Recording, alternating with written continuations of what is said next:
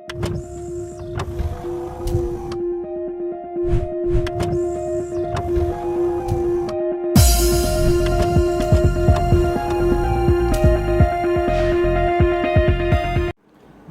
ونصلی علی رسولہ الکریم اما بعد اعوذ باللہ من الشیطان الرجیم انہ لکم عدو مبین بسم اللہ الرحمن الرحیم۔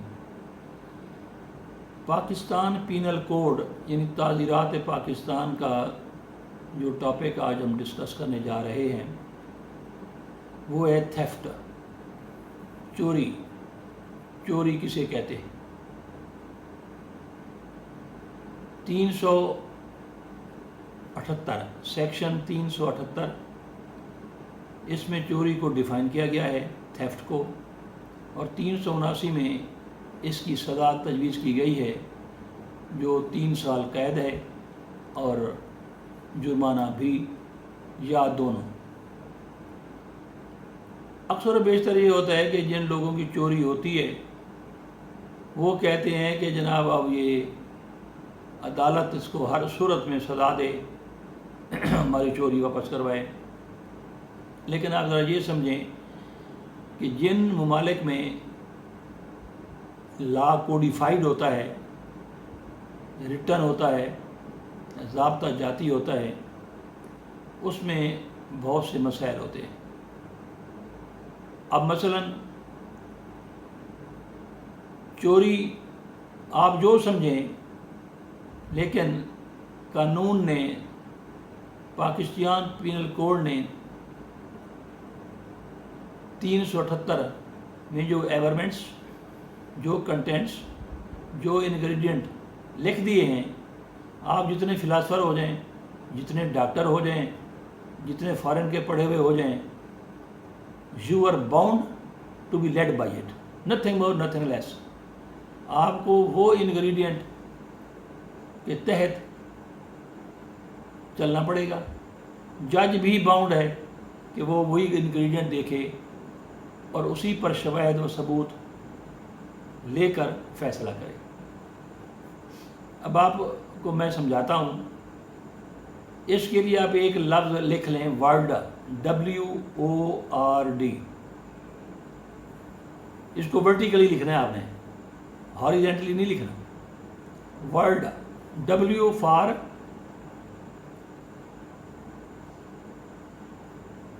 یعنی ورڈ لفظ جب آپ لکھیں گے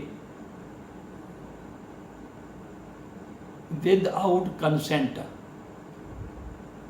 W for with out consent, یعنی کوئی شخص کوئی بھی چیز جب لے جائے گا تو اس بندے کی جس کی چیز چوری ہوئی ہے اس کی کنسینٹ یعنی رضامندی نہیں تھی۔ یہ تھیفٹ کا پہلا عنصر ہے، پہلا انگریڈینٹ ہے۔ ورڈ، اب نیکسٹ ہے O، آؤٹ آف پوزیشن، یعنی اس کے قبضے سے چیز لی جائے۔ اب قبضے کی پھر اقسام ہیں، بہرحال پہلے ہی اس کی کنسینٹ نہ ہو، اس کی رضامندی شامل نہ ہو۔ دوسرا، آؤٹ آف پوزیشن، یعنی اس کے قبضے سے لی جائے۔ تیسرا ہے اور ریموول آف موویبل پراپرٹی۔ تیسرا اس کا جو عنصر ترکیبی ہے، انگریڈینٹ ہے، وہ ہے removal of the movable property, not immovable, یعنی منقولہ جائیداد کی جو ہے اس کو ریموو کیا جائے۔ تیسرا انگریڈینٹ اس کا یہ ہے۔ اب D for dishonest intention. اب یہ چیزیں جو ہیں اگر ہیں واقعی کسی چیز جو چوری ہوئی ہے، جو پروسیکیوشن ہے، جن کی چوری ہوئی ہے، he is bound to prove in accordance with the ingredients which I mentioned۔ یہ اگر پروو نہیں ہوتی تو آپ کا وہ ایف آئی آر یا تو کویش ہو جائے گی یا پھر ٹرائل میں ملزم بری ہو جائے گا. اب میں آپ کو مثالوں سے سمجھاتا ہوں. آپ کے گھر آپ کا ایک دوست آتا ہے, کبھی وہ آپ کی چیز لے جاتا ہے, کتابیں, کبھی موبائل لے جاتا ہے اور پھر دے جاتا ہے. ایک دن وہ آیا اور وہ آپ کا موبائل لے گیا اور آپ نے جا کے ایف آئی آر درج کروا دی کہ جناب یہ چور ہے, اس نے چوری کی ہے. اب دیکھی جائے گی کہ جو کنسنٹ ہے, جو رضامندی ہے, آیا وہ ایکسپریس ہے یا امپلائڈ ہے. امپلائڈ سے مراد یہ ہوتا ہے کہ آپ خاموش رہیں اور وہ آتا جاتا ہے, لے جاتا ہے. اس کا مطلب کیا ہوا؟ امپلائڈلی معنوی طور پر آپ نے اسے اجازت دے رکھی ہے کہ وہ آپ کی غیر موجودگی میں بھی گھر آتا جاتا رہتا ہے. اب اس کے خلاف پرچہ درج نہیں کروا سکتے. اگر کروائیں گے تو آپ اس کی انٹینشن کس طرح ثابت کریں گے کہ ڈس آنیسٹ تھی, جبکہ پہلے وہ چیزیں لے جاتا ہے اور آ جاتا ہے. تو باوجود اس کے کہ آپ نے اپنی ایف آئی آر کٹوا دی اور آپ ایکسپیکٹ کر رہے ہیں کہ جناب جج صاحب آپ کے فیور میں فیصلہ دے دیں, تو یہ ناممکن ہے. یہ پینل کوڈ پڑا ہوا ہے, اس کے جو انگریڈینٹ ہیں آپ کو وہ ثابت کرنا پڑیں گے, ورنہ نہیں. ایک شخص ہے, اس کا کتا باہر کھڑا ہوا ہے, دوسرا بندہ آتا ہے کہ روٹی کے ٹکڑے کو مکھن لگا کے اس کو دکھاتا ہے, کتا پیچھے چل پڑتا ہے. تو کیا یہ چوری ہوگی؟ یس. اس کے تمام انگریڈینٹ پورے ہیں. اس کی نیت جتنی بھی اچھی ہو جائے, اس نے کس لیے وہ کیا تھا؟ روٹی کا ٹکڑا کر کے اور اپنے پیچھے کتا لگایا تھا اور اپنے گھر لے گیا. اب یہ چور ہے. ایک بیل گاڑی ہے, اس کے اوپر کچھ سونا, جواہرات اور قیمتی چیزیں لدی ہوئی ہیں. تو جس کو دی گئی ہیں وہ بندہ ڈائریکشن جو ہے وہ ڈائیورٹ کر دیتا ہے بیلوں کی اور سمت میں, تاکہ وہاں جا کے یہ چیزیں لوٹ لیں. چوری ہے. میں جو بار بار ریکویسٹ کر رہا ہوں وہ یہی ہے کہ اس بندے کی انٹینشن یہ بہت ضروری ہے. مثلا ایک واقعہ ہوا کہ ایک شخص نے کسی کو پھنسانے کے لیے کیا کیا کہ اپنا قیمتی موبائل اس کے پیچھے رکھ دیا, پھر جناب 15 پہ فون کر دیا, پھر ایف آئی آر درج کروا دی کہ جناب یہ میرا موبائل چور ہے. ثابت یہ ہوا کہ وہ اسے پتہ ہی تھا, اسے پتہ ہی تھا کہ موبائل کس کا ہے, یہ میرے پیچھے کیوں پڑا ہوا ہے.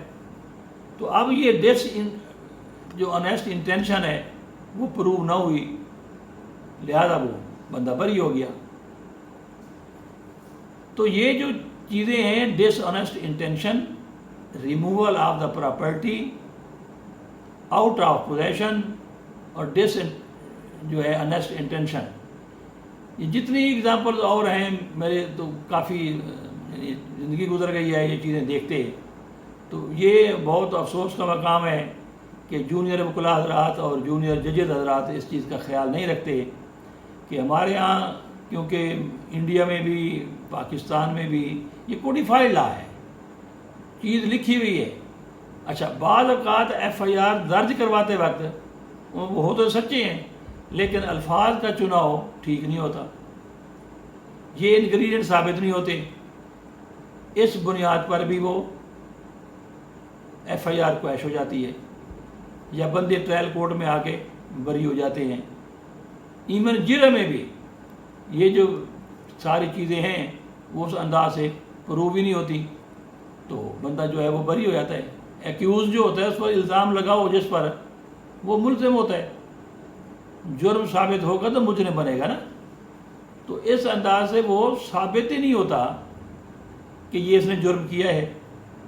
بعض اوقات تو اسی بنیاد پر انٹینشن.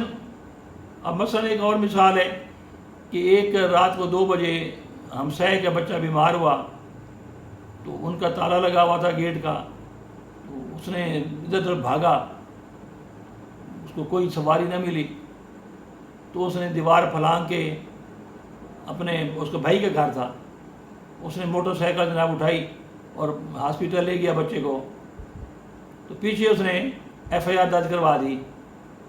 تو اس نے کہا بھائی میرے پاس کوئی سواری نہیں تھی، میں ادھر بھاگا ادھر گیا ادھر دوڑا، تو میرے پاس کوئی چارہ نہیں تھا، تو میں لے گیا تھا اور میں لے آیا ہوں۔ اب وہ باضد ہو کہ نہیں جی جناب یہ جناب آپ نے میری موٹر چرائی ہے۔ اس نے کہا میری نیت دیکھ لیں، میرا بچے کا یہ حال ہے، فلاں وارڈ میں بیمار پڑا ہوا ہے، تو آپ جا کے دیکھ لیں۔ میری کوئی نیت تو ایسی نہیں تھی کہ میں آپ کو موٹر سائیکل چوری کرتا ہے پھر آگے بیچ دیتا، تو وہ بھی ایف آئی آر کویش ہو گئی تھی۔ تو یہ سارے انگریڈینٹ ون بائی ون اگر یہ پروو نہ ہو، کوئی ایک ہی اس میں نہ ہو جسے وہ پروو ہو سکے، تو وہ ایف آئی آر کویش ہو جائے گی، ملزم جو ہے وہ بری ہو جائے گا۔ بے شک آپ اپنے لیول پر جو سوچتے رہیں کہ دیکھیں جی یہ معاشرہ یوں ہے، یہ نظام غلط ہے، یہ وکیل فلاں ہے، یوں فلاں ہے، وکیل ہو، جج ہو، پارٹیز ہوں، سب کے لیے یہی کوڈ ہے، یہی تعزیرات پاکستان جو ہے، اسی کے تحت جو ہے وہ نظام جو ہے ہمارا کریم جسٹس چلتا ہے۔ آپ کے اپنی سوچ پر، اپنے جذبات پر، اپنے جو آپ کی آپ کہتے ہیں کیتھارسز ہوں، کہ آپ کے کیتھارسز جو آپ چاہ رہے ہیں، اسے چاہنے کی بات نہیں ہے، قانون بنا ہوا ہے، اس کے مطابق پارلیمنٹ قانون بناتی ہے، ایگزیکٹو اس کو نافذ کرتی ہے اور عدلیہ اس کو سزا جزا دیتی ہے۔ یہ ایک نظام ہے۔ اگر آپ کا اس لیول پر سلسلہ نہیں ہے تو پھر آپ وہ لوز کر جائیں گے۔ شکریہ، آپ کو لیکچر پسند آیا ہوگا۔